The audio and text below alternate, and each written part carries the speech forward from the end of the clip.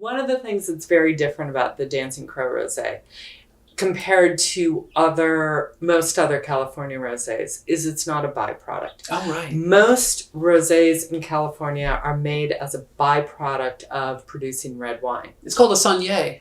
To make a red wine more red, darker in color, giving it more body, you bleed off about 15 to 20% of the juice from the tank. And what do you do with that? At the very beginning. Right, before it gets all its color. And for the longest time, that saignée went down the drain, and then people realized you can make rosé from this. But there's one problem. But it still is darker, higher in alcohol. It's lower in acid. It doesn't have the same kind of aromatics. No.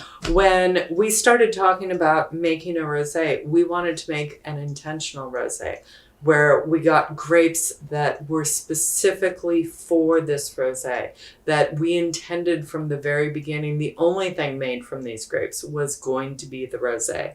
And so as a result, when we pick the grapes, we pick them not because we're planning on making a Cabernet, which you can't do out of a Syrah, but that we're planning to not make a red wine, but to make a rosé.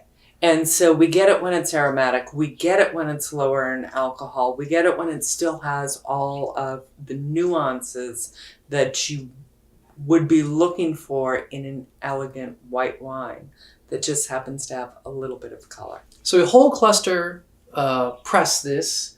It's hand harvested and grown to be a white wine. It just happens to have a little bit of color.